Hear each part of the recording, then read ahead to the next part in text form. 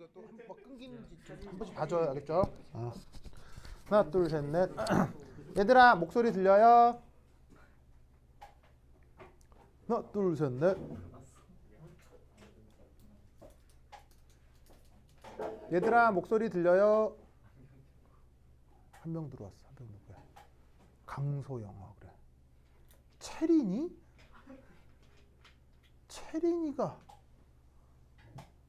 김채린인데 내 대학교 때 CC가 이름이 저 놀랐네. 박채린이었거든요. 박채린. 여긴 김채린이 있네요. 채린아 반가워요. 대답을 안 한다. 채린이 너무 쇼킹했나? 네. 채린아 반가워요. 네, 그렇다. 채린이는 한성과학고 전교 1등으로 졸업해야 되거든요. 네. 그리고 이제 그 서울대 화학과를 96학번으로 왔었죠. 나는 9학번이었고. 알겠죠? 그러나서 이제 그래서 불같은 연애를 했죠. 불같은 연애를 했는데 뭐 내 자질도 그렇게 훌륭하진 않았지만 걔 집안에서 나를 아주 반대했었어요.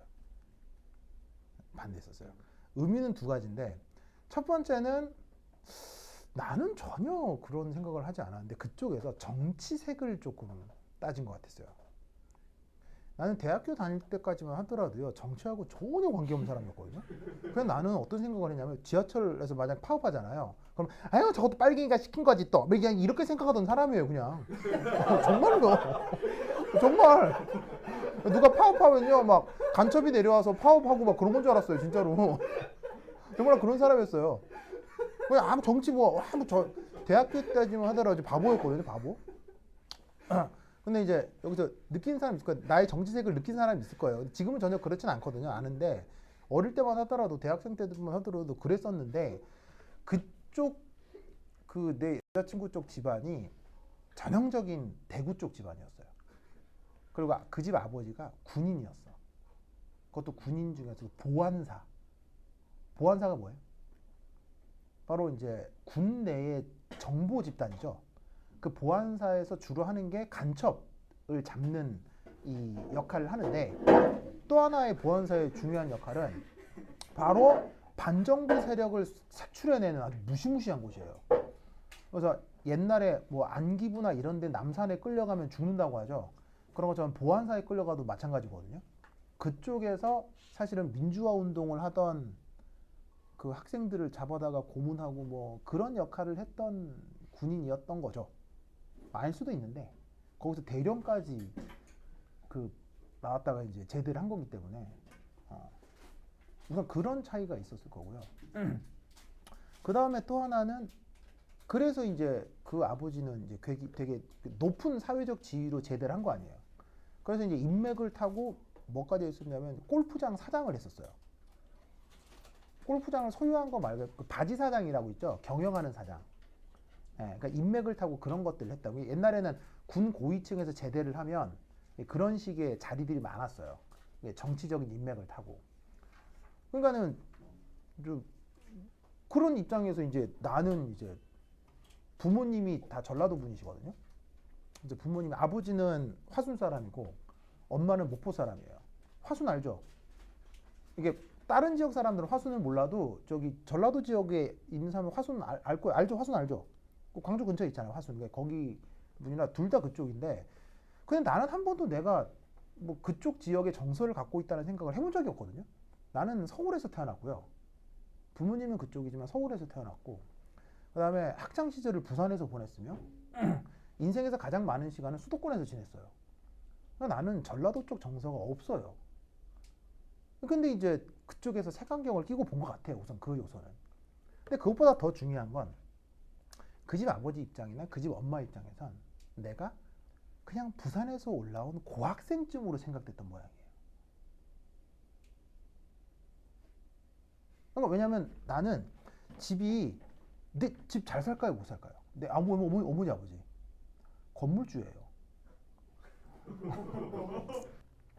큰일 났네. 자, 하여튼 그랬다. 그래가지고 그 집안에서 나를 여러 가지 이유로 엄청 반대한 것 같아요. 그래가지고는 이제 체린이랑 3년 넘게 연애를 했었는데 그 어느 날 근데 난 연애를 불같이 하거든요. 누구랑 해도요. 3년 동안 단 하루도 안 본 날이 없어요. 학교 오면 와서 보는 거고 수업 없는 날은 따로 만나서 또 놀러 가고. 그래서 3년 동안 단 하루도 만나지 않은 날이 없어요.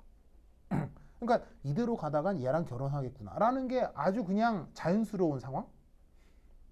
그래서 그거를 그 집 엄마가 이래서는 안 되겠다고 생각한 것 같아요. 내가 또 은근히 마성의 매력이 있거든요.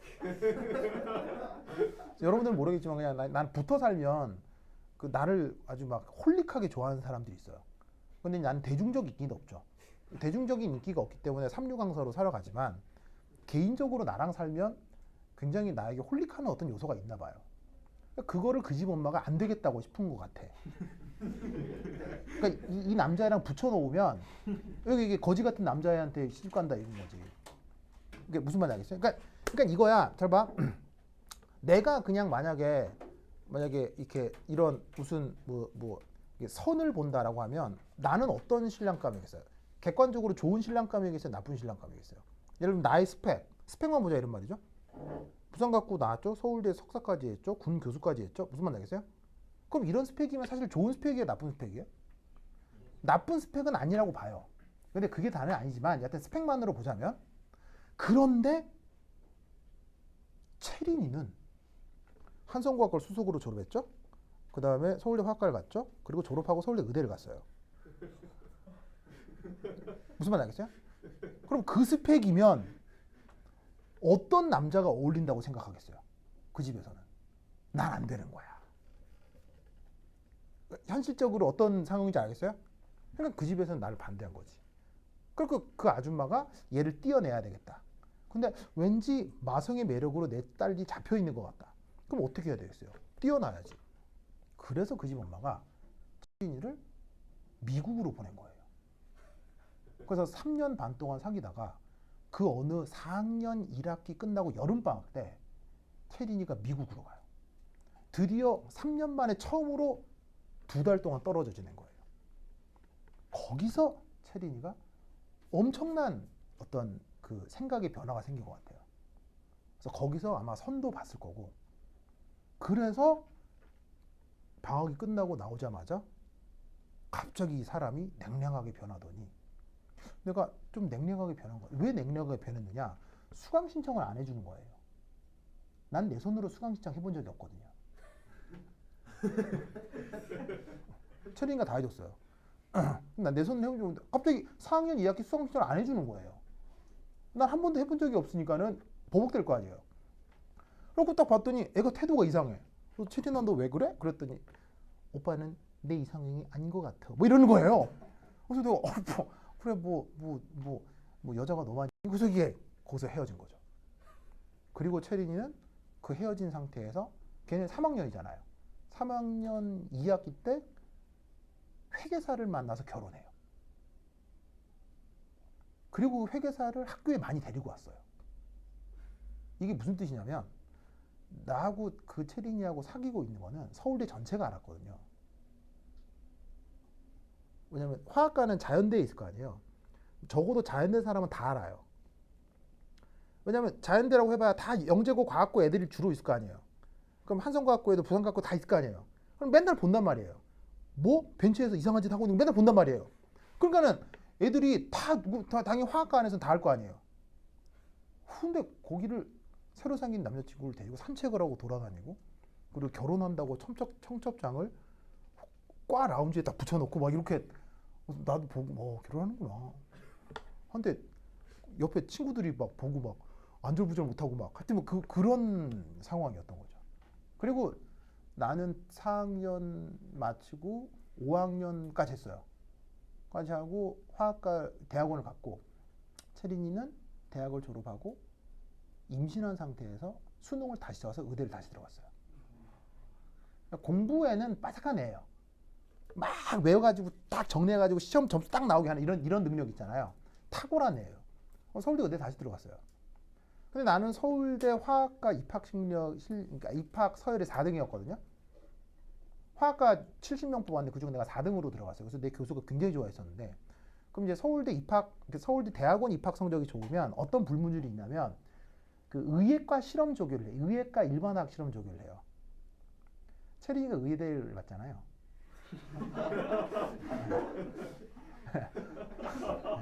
존나 뻘쭘한 상황이 연출될 수도 있었어요. 근데 이제 다행스럽게도 그런 일은 안 벌어졌는데, 이후에 실험실에서 연구를 하다가 친구랑 이제 커피 한잔 하러 밖에 나왔었거든요. 그래서 내가 있던 화학과 건물 옆에 바로 그 서울대 대도서관이 있어요. 중앙도서관이 있어요. 거기 커피 마시기 좋은 장소 있는데, 거기서 막 커피를 마시고 있는데 저 멀리서 되게 이상한 패션의 여자가 막 걸어오는 거예요. 대학교인데 어떤 여자가 양산을 쓰고 있더라고요. 근데 모자도 이렇게 큰 걸 쓰고 선글라스도 이만한 걸 쓰고 양산을 쓰고, 바지가 여러분 그 꽃무늬 바지 알아요? 좀 이렇게 그 좀 속으로 몸빼 바지라고 하는 거. 얇은 꽃무늬 프린트가 돼 있는 할랑할랑한 치마. 맥시 치마인데 치마가 이렇게 긴 게 있어요. 얇은 원단에. 그걸 입고 그 아줌마들 할머니들 주로 입는 건데, 그걸 입고 양산을 쓰고 대학 캠퍼스에. 나는 뭐 미친년인가 이렇게 계속 봤는데 뭐 그러는데 갑자기 바람이 확 부는 거예요. 그럼 아주 얇은 치마를 입었는데 바람이 확 불면 무슨 일이 벌어진 줄 알아요? 치마가 온 다리를 감싸면서 몸매가 다 드러나요. 그래서 치마를 입은 사람들이 되게 지금 민망한 상황이 연출될 수 있거든요. 근데 나하고 친구는 저 여자 이상해서 계속 보고 있는데 갑자기 딱 보이는 거예요. 둘이서 막 낄낄대고 웃으면서 막 저 여자 완전 웃기다 이러고 있는데 뚜벅뚜벅 오는데 체린이야. 딱 봤더니 배가 이렇게 아기를 가진 거였어요. 아기를 가지면 패션이 자유로울 수가 없죠. 그리고 아기를 가지면 그 호르몬 문제 때문에 햇빛을 조금만 받아도 기미나 이런 게 많이 생겨요. 그래서 이제 임산부 상태에서는 자외선 차단을 잘해줘야 피부 관리를 할 수가 있거든요. 그래서 대학 캠퍼스 때도 그런 우스꽝스러운 패션으로 나타났던 거예요.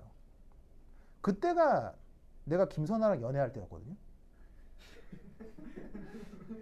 창이랑 김선아는 누구예요? 현재 와이프. 그렇죠. 가연이 엄마. 김선아는 어떤 여자냐면 내가 10년 동안 공들여서 연애한 여자예요. 그럼 10년을 공들여 연애한 여자이기 때문에 내가 그때 행복할 때겠어요? 불행할 때겠어요? 진짜 인생에서 최고의 행복을 맛볼 때였어요. 근데 그 행복한 상황에서도 그 배가 불룩하게 나온 걸 보는데 기분이 이상하대. 이게 뭐냐면 그래서 걔랑 다시 잘하게 이게 아니고 뭔가 나에게 여러 가지 미래가 있었는데 내가 그 중에 어떤 한 갈래를 지나왔구나 이런 생각이 딱 드는 거. 어떤 느낌인지 알겠어요? 그 딱 드는 거서 그리고 이 모든 상황을 아는 내 친구는 옆에서 말없이 커피만. 자, 걔도 다 아는 사이고 아니니까 그것이 그 박채림과의 마지막이었어요. 오늘 김채린을 만났네요. 자, 봅시다. 자, 쓸데없는 일도 많이. 자, 57페이지 봅시다. 57페이지. 57페이지. 자, 57페이지는 특별히 어려운 내용이 없어요. 57페이지에 뭐가 나오냐면 여러분 쌍극자 모멘트 기억나요? 쌍극자 모멘트로 결합의 이온성을 계산하고 했던 거 기억나요? 이온성 몇 퍼센트 막 이랬던 거 아시겠죠? 네. 그런데 그 문제가 이 1학년 때 배웠던 거하고 차이가 문제가 0으로 나온다는 거예요. 내용은 똑같고 풀이 방식도 똑같은데 문제가 0으로 나오기 때문에 그거를 좀 눈여겨서 보시기 바랍니다. 나노디를 숙제에 쌍극자 모멘트 계산하는 영어 문제 억수로 실어놨기 때문에 그거 그대로 풀어보시면 연습이 충분히 될 거예요. 문제 자체는 어렵지 않아요. 쌍극자 모멘트 측정된 값에 그 화학 결합의 결합 길이를 나누면 분리된 전하량 크기를 알 수 있죠. 그 분리된 전하량 크기로부터 이온성을 계산하는 거 아주 유명한 거니까 꼭 해보시기 바랍니다. 1학기 때 했던 거라서 더 자세히는 안 할게요. 자, 그 다음 58페이지. 자, 58페이지 뭐가 나오느냐? 그 유명한 누이스 구조 나옵니다. 뭔 구조? 누이스 구조. 자, 그런데 여러분 루이스 구조 모르진 않죠? 그래서 내가 루이스 구조를 처음부터 다 설명하겠다는 건 아니고 이 루이스 구조 중에서 어떤 몇 가지 포인트만 좀 얘기를 하도록 하겠습니다. 무조건 한 문제 나옵니다. 아시겠죠? 다만 루이스 구조는 어렵지는 않지만 뭘 하면 안 되죠? 실수하면 안 되죠. 왜냐하면 어렵지 않은 문제니까 이거 실수하면 치명적입니다. 그래서 몇 가지 포인트만 조금 얘기를 하겠어요. 자, 그래서 루이스 구조에서 여러분들이 알아두셔야 될 거. 자, 뭐부터 볼까? 뭐부터 볼까?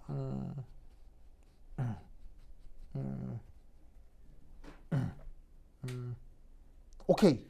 60페이지에 60페이지 찾았습니까? 6페이지 찾았어요?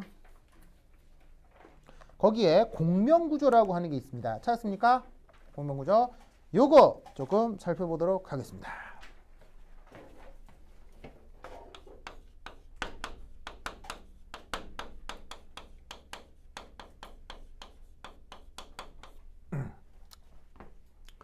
자, 거기 예시가 하나 있을 텐데요. 바로 NO2-라고 하는 걸 한번 그려볼게요.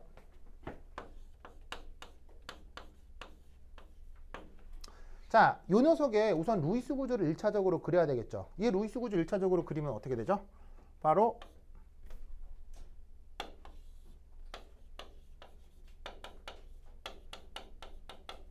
자, 질소라고 그리고 요래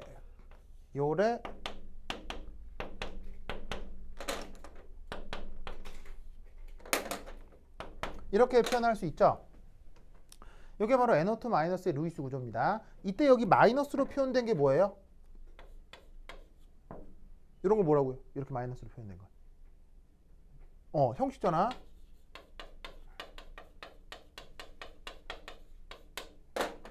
그럼 여기서 우리가 공명구조가 나타난다라고 하면 그걸 어떻게 그릴 수가 있냐면, 자, 여기 두 개의 전자 있죠? 이 두 개의 전자가 요리, 그러면 질소 입장에서는 옥텟을 만족해야 되기 때문에 요 파이 결합 전자가 요렇게 이동하는 이런 식으로 루이스 구조를 새롭게 그릴 수가 있어요. 그럼 저 관점으로 얘를 다시 그리면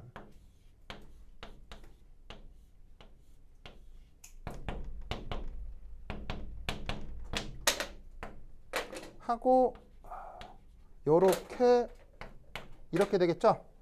그럼 형식전화가 다시 이 녀석이 마이너스가 되는 거죠. 알겠죠? 그리고 이것은 서로 왔다 갔다 가역이라고 생각을 하면 되는데 바로 다시 거꾸로 이렇게 되면 이 녀석은 이게 될 수 있겠죠. 알겠죠? 자, 이때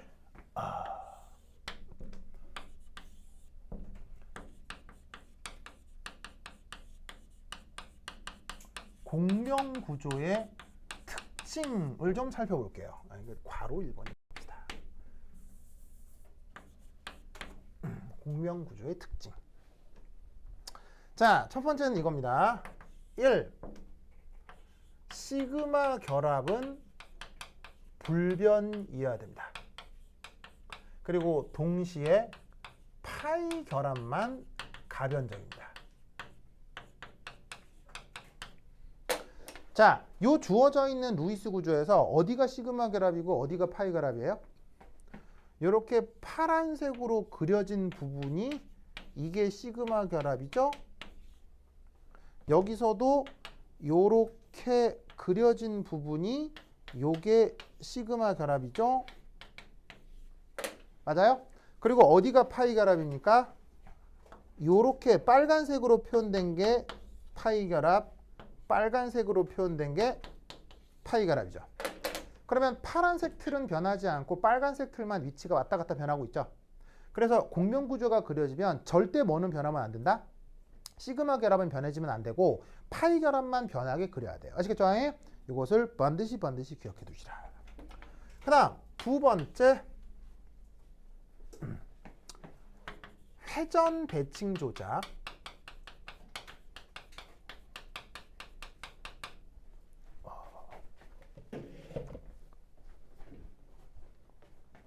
보이지? 그래. 또 끊길까 봐.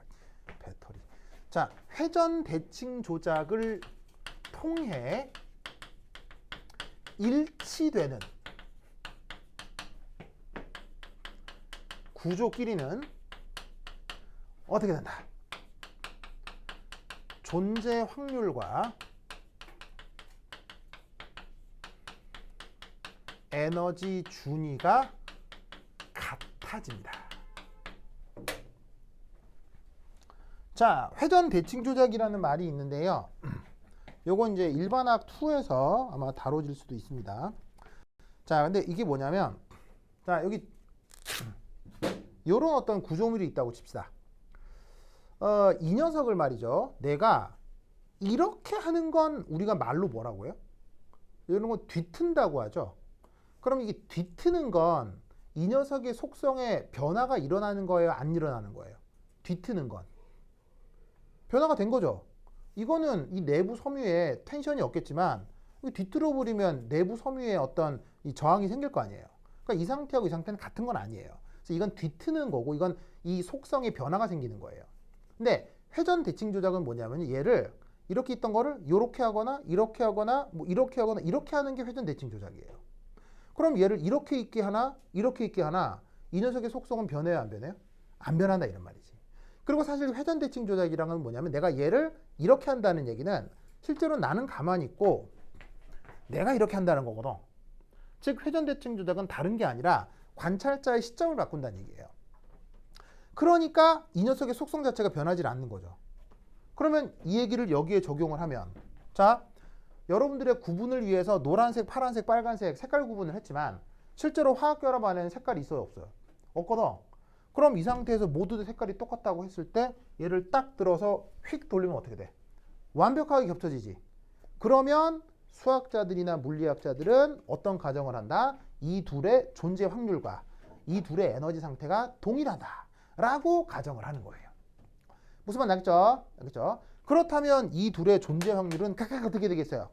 똑같기 때문에 50-50가 된다라고 생각을 하는 거예요.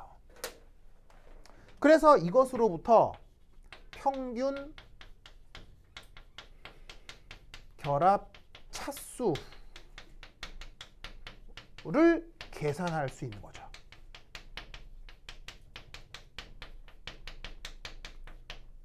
이 경우는 어떻게 되겠습니까? 바로 질소하고 산소의 결합이 자 50%의 확률로 한 번은 단일 결합이고 한 번은 이중 결합이 되죠. 예를 들어서 이게 한 번은 단일 결합인데 한 번은 이중 결합이잖아요. 근데 그게 나타날 확률이 50%니까 단일 결합하고 이중 결합을 평균하면 된다는 얘기죠. 그러면 저기에 있는 질소 산소 결합은 모두 다 1.5중 결합이 되는 거예요. 알겠죠? 그래서 그림에서는 단일 결합, 이중 결합이 구분이 되겠지만 모든 결합이 다 1.5중 결합, 1.5중 결합으로 이 경우는 이 모든 결합이 동등하다, 다르다, 동등하다라고 설명을 해주는 거예요. 그래서 그런 식의 설명 방법이 바로 공명구조죠. 알겠죠? 그리고 이 공명구조의 또 다른 재미있는 특징은 요겁니다. 1번 원자의 플러스 마이너스 레디컬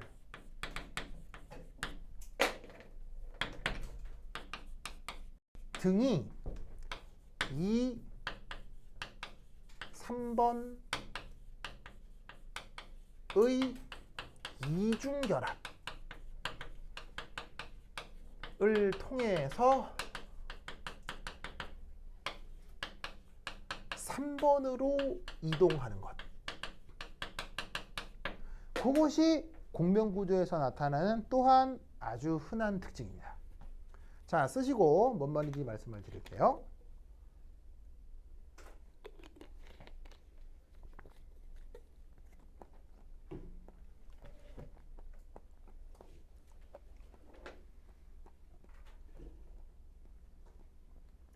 자, 뭔 말이냐면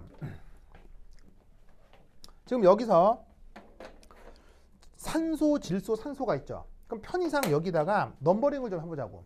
그래서 이 산소를 1번이라고 하고 얘를 2번, 3번이라고 해보자 이런 말이야.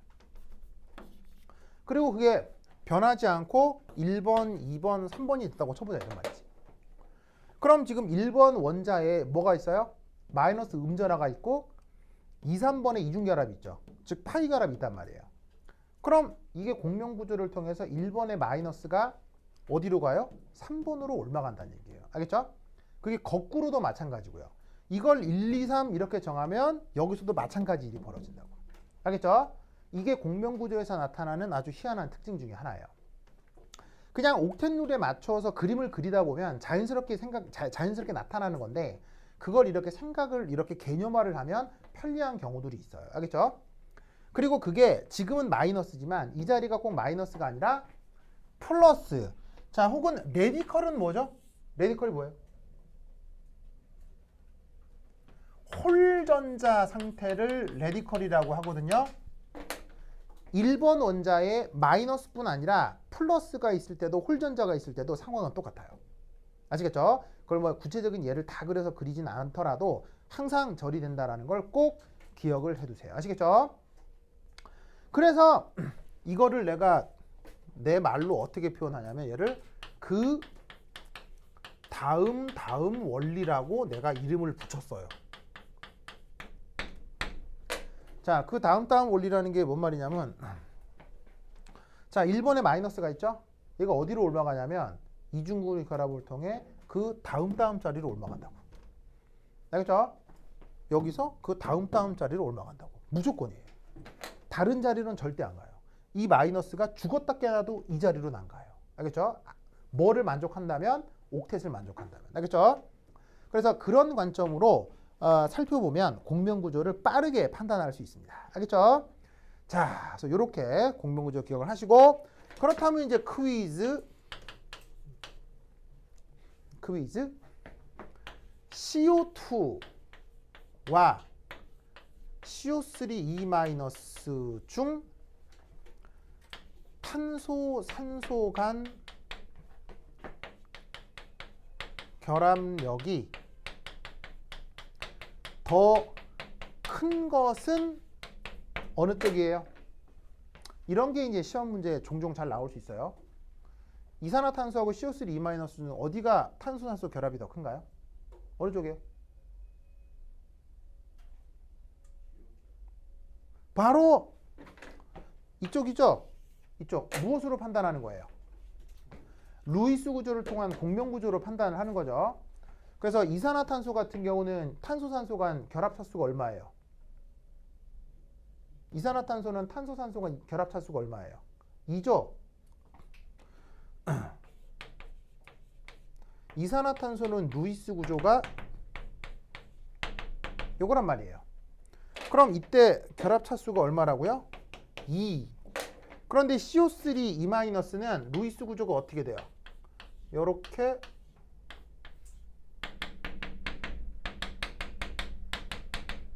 이렇게 되는 게 CO3E-잖아요. 오케이. 하나, 둘, 셋, 넷. 제발. 제발. 그러면 얘를 계산하면 값이 뭐가 나온다? 3분의 4중결합이 나오는 거죠. 그럼 결합 차수가 이쪽이 더 크기 때문에 평균적인 결합력은 여기서 더 크다. 아시겠죠? 요거 꼭 기억해 두시기 바랍니다. 오케이, 됐다. 자, 그 다음 여기에 있는 루이스 구조 문제 중에서 또 하나 이제 재밌는 문제가 어디를 보시면은 쪽쪽 넘어가서 64페이지 한번 보세요. 64페이지. 여러분 혹시 우리 금요일도 수업 있잖아요. 금요일 날 그거 수업 몇 시더라? 우리가 금요일 날 몇 시더라? 우리 수업이 1시 2시인가? 아니야. 4시부터 7시요. 7시에 끝나고 뭐 더 있어요? 이번 주는 물리 있어요. 7시 몇 시부터? 7시 반. 그래? 좀 더 하기도 그렇네. 이게 배터리 때문에 큰일 났네 이거. 알겠습니다. 보자. 자, 그러면 어디를 보시냐면 저기 교재 64페이지에 그림 26 한번 봅시다. 그림 26. 자, 이게 뭐냐?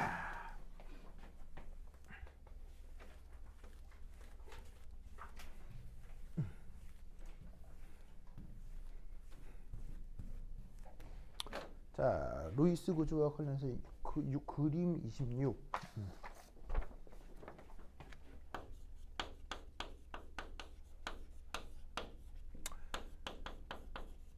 결합각 비교하기. 퀴즈. 다음 결합각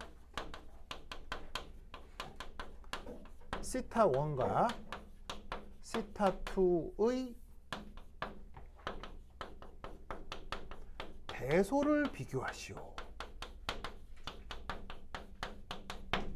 해서 나온 예로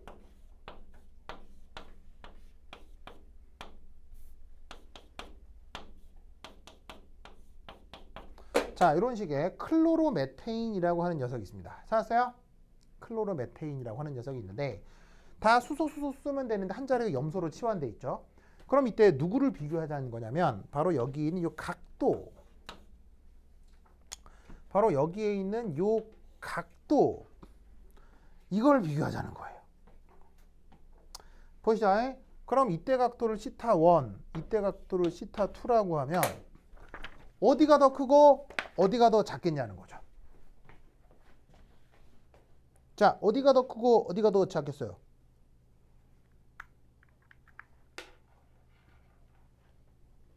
자, 시타 1하고 시타 2 어디가 더 크고 어디가 더 작겠어요?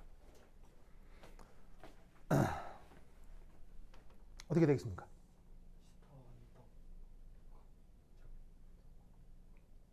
시타 1이 더 클까요? 시타 2가 더 클까요? 바로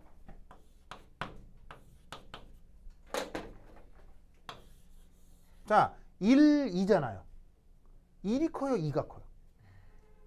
2가 크지? 알겠죠? 이렇게 됩니다. 자, 그러면 여러분들은 생각과 반대인데 이렇게 생각할 수 있죠. 그럼 얘를 어떻게 해결하느냐? 이렇게 이런 식의 문제들이 루이스 구조 그리기에서 굉장히 많습니다. 그러면 이런 걸 어떻게 해결하느냐? 이렇게 해결합니다. 자, 앤서. 자, 우선 첫 번째 1. 저기에 있는 원소 사이의 전기 음성도를 한번 비교해 보겠습니다. 자, 어떻게? 저기에 있는 염쇼와 탄쇼와 슈쇼, 이들 사이의 전기 음성도를 비교하라는 얘기예요. 어디가 더 크고 어디가 더 작겠습니까? 이렇게 되겠죠. 그래서 아시다시피 수소의 전기 음성도는 대략 어느 정도예요? 2.2 정도고요.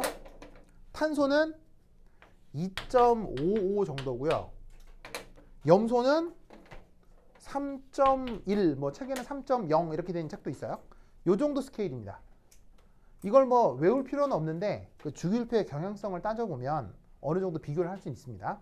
근데 이제 막 자꾸 이런 문제 보다 보면 외워지기도 하죠. 주영 거의 다 끝났어요? 끝났어요? 주영 지금 뭐 하품하는데 오랑우탄인 줄 알았어요. 자, 어찌됐건 자 봅시다. 자, 자 보자. 자, 그럼 이제 이때 이런 상황이기 때문에 여기서 어떻게 분자의 전자 밀도가 약간씩 변형될 수가 있어요. 어디서 어디 쪽으로? 바로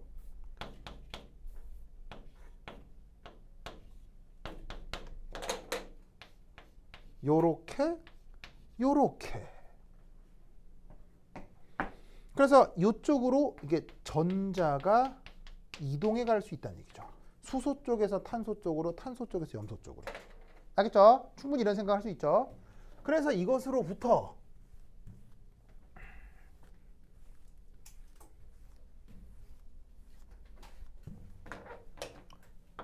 이 녀석의 전자 밀도 모델을 좀 그려보면 이렇게 된다는 얘기예요.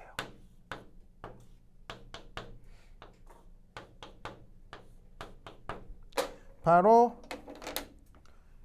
이 영역, 요 영역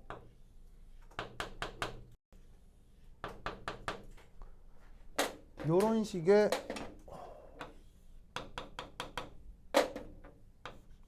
빗금친 영역의 전자 밀도가 상승하는 겁니다. 왜? 탄소는 수소한테 전자를 끌어오고요. 염소는 탄소한테 전자를 끌어오니까 요 시그마 결합 전자가 탄소 쪽으로 염소 쪽으로 이동한다고요. 무슨 말 알겠죠? 그러면 전자 밀도가 상승하면 그걸로 안 끝나죠. 전자끼리 뭐가 나타날 수 있겠어요? 전자끼리 청력이 나타날 수 있겠죠? 그럼 그 전자 간 청력은 세지는 게 좋아요? 전자 간 청력은 약해지는 게 좋아요? 무슨 말 알겠어요? 약해지는 게 좋죠? 그러면 어떤 일이 벌어진다? 네 번째, 요 빗금친 영역 사이의 전자 간 청력을 크게 작게 만들어야지.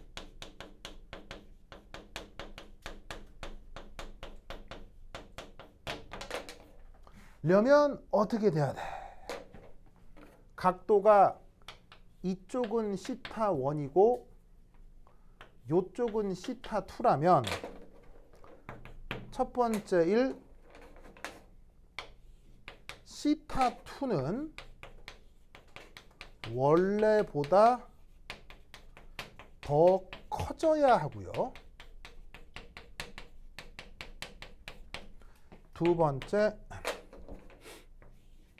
시타 1은 어떻게 되겠습니까? 시타 1은 상대적으로 조금 작아져도 청력이 크게 증가하지 않게 되는 거예요.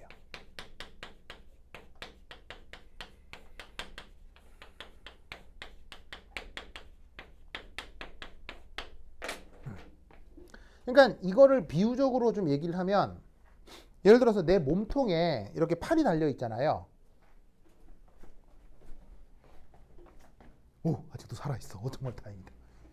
오. 자, 몸통에 팔이 달려 있잖아요. 그러면 여기 이제 관절을 통해 몸통에 팔이 달려 있는데 이 몸통과 팔 사이에 어떤 이물질을 하나 끼워 놓다고 쳐보자 이런 말이에요. 그럼 얘를 겨드랑이 가까이 놓고 차렷하려고 하면 돼요, 안 돼요? 안 돼요. 근데 얘를 빼면 뺄수록 이 관절에서 멀어지면 멀어질수록 각도가 어떻게 돼요? 충분히 더 좁아질 수 있다는 얘기예요. 즉 탄소를 중심으로 한 수소 쪽의 전자 밀도가 높아지기 때문에 이들 사이의 청력을 줄이려면 여기는 최대한 멀리 떨어져야 되고 이쪽 전자 밀도는 여기서 많이 떨어져 있으니까 각도가 좀 작아져도 여기서 증가하는 청력에 비해서는 덜 청력이 증가하는 거예요. 그러다 보니 기준 각도보다 기준 각도인 몇 도?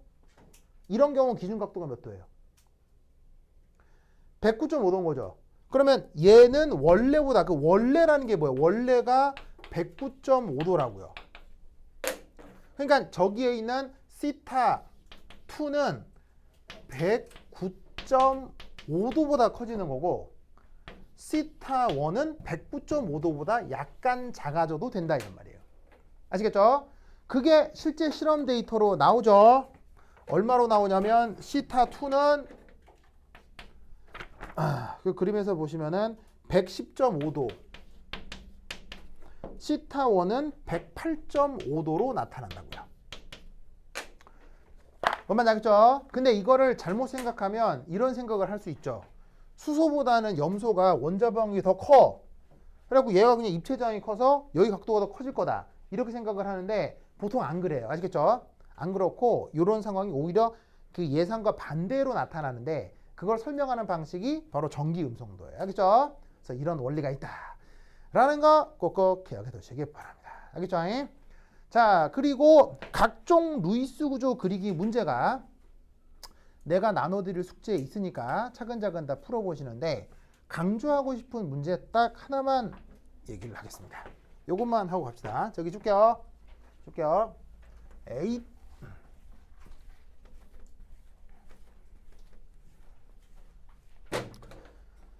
자, 퀴즈.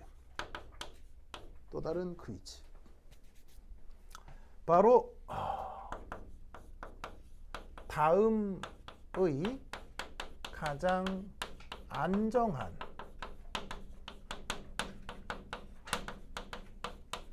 입체 구조를 그리시오. 첫 번째일 P F3Cl2.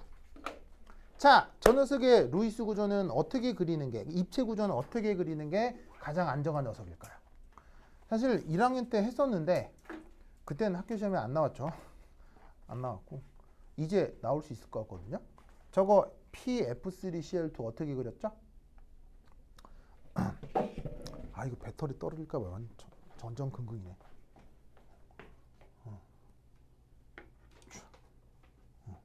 잘 되겠지. 아이씨, 큰일 났다. 자, 쟤 어떻게 그려집니까?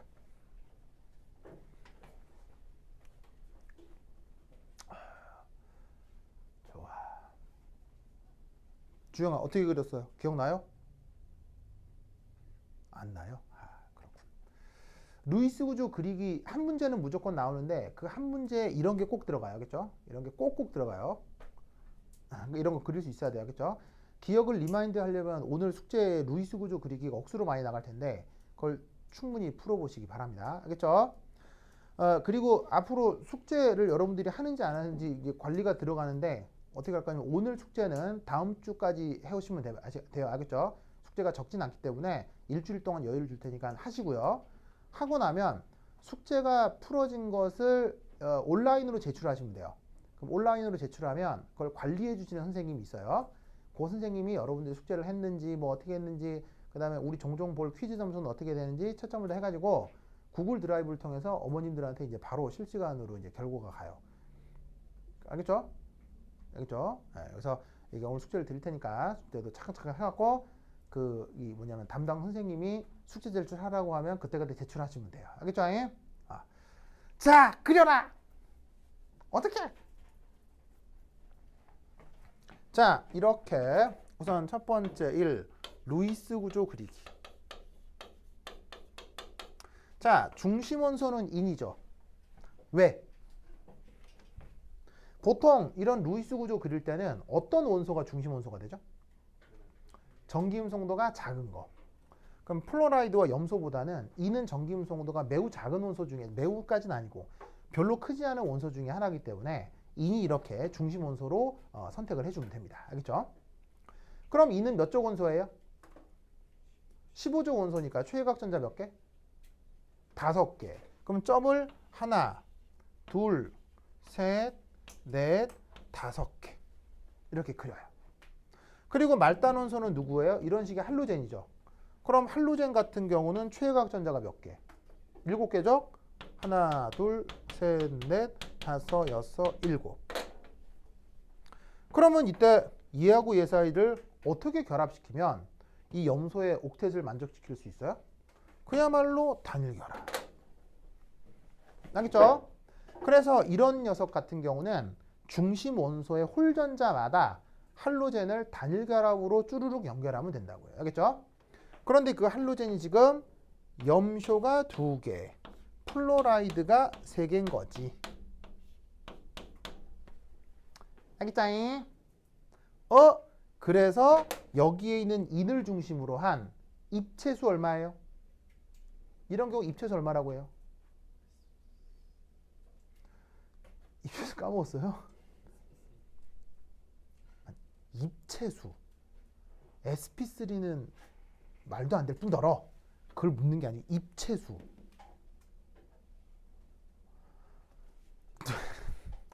생각 안 나요? 5. 자, 뭐냐면 이때 이 중심 원소의 립체수, 영어 표현으로는 뭐라고 하죠? 스테링 넘버. 그게 지금 5라고요. 자, 입체수는 어떻게 따져요? 중심 원자 주변에 무슨 결합수? 시그마 결합 전자수. 그리고 무슨 개수? 비공유 전자쌍수. 아시겠어요? 그걸 합쳐서 입체수라고 해요. 그럼 얘는 지금 입체수가 5죠? 그러면 이것으로부터 이 바로 스테링 넘버가 5인 TBP를 그리라 이런 말이죠. TBP는 뭐 줄임말이에요? 바로 삼각 쌍뿔. 아니지. 여러분들은 영어로 알아야 되니까 TBP는 영어로 뭐예요? 풀었으면 트라이고널 바이 피라미드를 뜻하는 거예요. 알겠죠? 트라이고널 바이 피라미드를 줄여서 TBP로 쓴 거예요. 아시겠죠? 자, 그럼 이때 입체수 5인 TBP가 인을 중심으로 그림이 그려져요.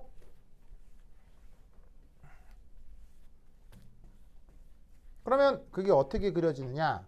인을 중심으로 한 방향, 두 방향, 세 방향, 네 방향, 다섯 방향 하면서 기본 각도가 여기는 직각, 직각, 직각이면서 여기가 120도.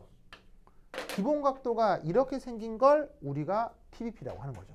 왜냐하면 얘네들을 말단 보조선으로 연결하면 어떻게 돼요?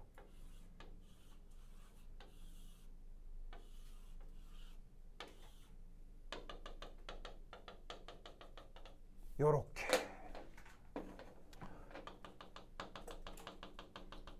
이렇게 그려지기 때문에 이걸 삼각 쌍뿔이라고 하죠. 영어로는 트라이고널 바이 피라미드. 그래서 인을 중심으로 한 하나, 둘, 셋, 넷, 다섯 자리에 여기에 있는 염소 2개와 플로라이드 3개를 배치하면 된다고요. 어떻게 하면 되겠어요? 어떻게 하면 되겠어요? 어떻게 해요?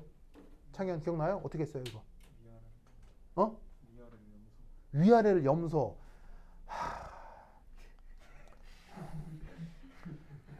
좋아요. 좋아요. 주영아 이거 어떻게 했어요?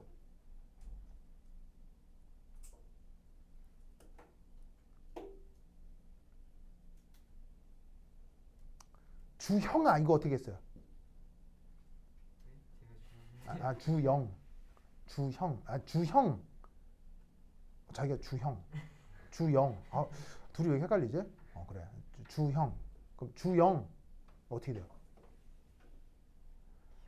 기억이 안 나다. 알겠습니다. 자, 삼각쌍뿔에서 입체 구조를 또 정의하는 방식이 있는데 여기에 있는 요 평면형 방향에 이 삼각형 위에 있는 방향을 무슨 방향이라고 했죠? 요걸 이쿼토리얼 방향이라고 했었죠? 우리말 번역은 적도 방향이요. 그런데 여러분은 적도 방향이 아니고 이쿼토리얼이라는 단어를 외워야 되겠죠? 문제가 영어로 나올 테니까 알겠죠? 쉽게 얘기하면 이 이쿼토리얼 방향은 XY 평면 방향이란 얘기예요. 반면에 이렇게 위아래로 뻗은 이런 방향을 엑시얼 방향이라고 해요. 우리말 번역은 축방향이요. 아시겠죠? 그게 의미상으로는 지축이 되겠죠. 그래서 삼각쌍뿔에서 이렇게 세 결합각이 120도인 이 방향을 이쿼토리얼 방향, 서로 수직한 이렇게 이제 직선으로 뻗어 있는 이 방향을